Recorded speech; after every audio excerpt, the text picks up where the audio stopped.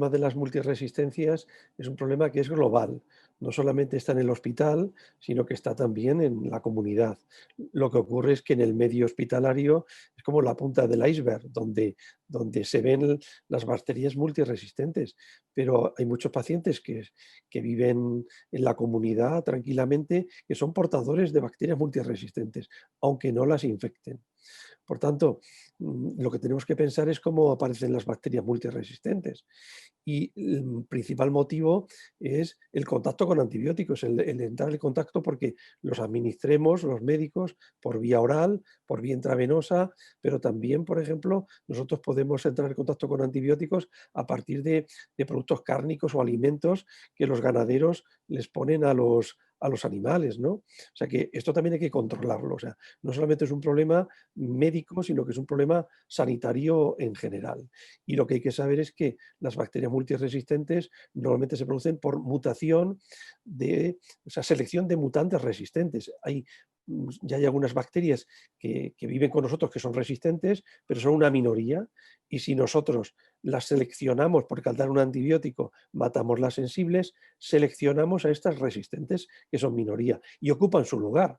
Por tanto, lo primero que tendríamos que hacer es no dar antibióticos de forma inadecuada, de forma general, ¿eh? No solamente en el ambiente médico, sino también en todo el ambiente sanitario, como digo, veterinario principalmente. Hay que dar antibióticos cuando sea necesario, ¿no? Lo que ocurre es que hay que darlos de forma adecuada. Es decir, primero hacer indicaciones precisas, es decir, cuándo se necesita y cuándo no se necesita. Por ejemplo, la infección respiratoria, pues muchas veces se dan antibióticos en infecciones respiratorias altas, que son infecciones víricas. Y ahí no tenemos que dar antibióticos, nosotros tenemos que dar antibióticos cuando creamos que son bacterianas, ¿no? Otro principio básico de los antibióticos es tratamientos cortos y a dosis altas principalmente. Es pegar golpe, pegar fuerte y poco tiempo. Eso de forma general, ¿eh? Esto es otra forma de utilizar los antibióticos. ¿Y esto cómo se consigue? Pues formando a médicos en estos aspectos, ¿no? La formación haciendo cursos de formación, como el que recientemente ha hecho, por ejemplo, el laboratorio Meiji, uso de antibióticos con urgencias. Es decir, la formación del médico es importantísima, no solamente a nivel hospitalario, sino a nivel también comunitario. El saber cuándo los tenemos que utilizar, cómo los debemos utilizar, dosis altas, poco tiempo, esto es una labor fundamental.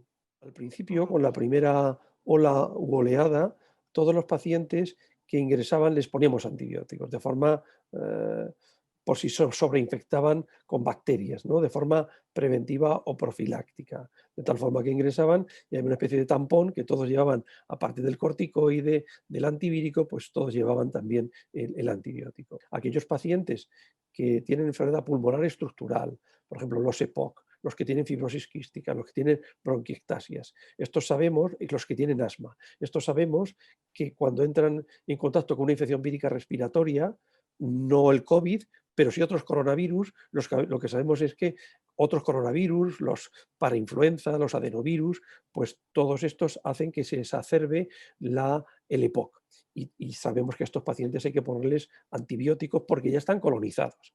Entonces, yo creo que no está de más en los pacientes COVID, que son EPOC, que tienen enfisema, que son asmáticos, pues quizás en esto es por la misma razón que hacemos ante la infección por otros virus, ponerles antibióticos. Esto nunca es suficiente, cuanto más tengamos, mejor, porque cuanto más tengamos, podemos elegir. Si te podemos elegir entre antibióticos de diferentes familias, que tienen mecanismos de acción diferente, esto es muy enriquecedor, porque normalmente las resistencias se hacen en un grupo de antibióticos.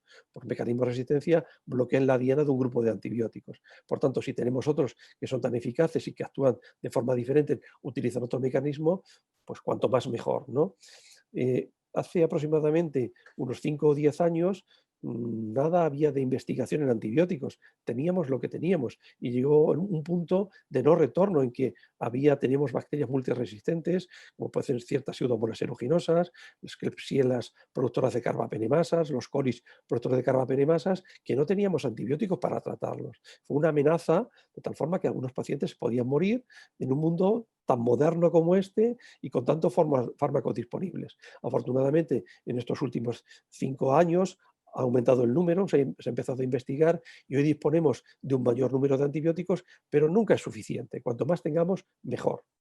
Los programas de optimización es el sentido común del uso de antibióticos, es decir, cómo se deben utilizar, es decir, enseñar o estar pendiente de cómo se utilizan, cuándo se deben utilizar, a qué dosis se deben utilizar, cuánto tiempo, porque lo que ocurre en los hospitales muchas veces es que ponemos un tratamiento y a veces los médicos nos olvidamos de los días que lleva de tratamiento. Por tanto, estos cursos o estos programas de optimización deben vigilar esto, ¿no? Y sobre todo también vigilar los nuevos antibióticos cuándo hay que ponerlos, ¿no? Porque todos los antibióticos que van apareciendo, las bacterias siempre desencadenan mecanismos de resistencia. No ha habido ningún antibiótico en el que las bacterias no han sabido evitarlo, por así decirlo, ¿no? Entonces, esto es muy importante y de hecho, pues en los hospitales hay servicios de microbiología y de enfermedades infecciosas que no solamente se dedican a tratar pacientes, sino a vigilar el uso que hacen de los antibióticos otros especialistas que no conocen tan bien su uso, ¿no? Y que por desconocimiento pues no lo aplican de forma correcta. Por tanto, esto es importantísimo. Esto empezó en los hospitales, pero ya se está extendiendo también a la medicina comunitaria. El tema de la antibioterapia es compleja, existen decenas de antibióticos y no todo el mundo sabe manejarlos. Por tanto, hay que hacer caso a los que más lo conocen, los internistas dedicados a la patología infecciosa, que son los que más manejan estos antibióticos, particularmente en el mundo hospitalario. Y quizás a los médicos de atención primaria había que darle formación para mejorar también su uso.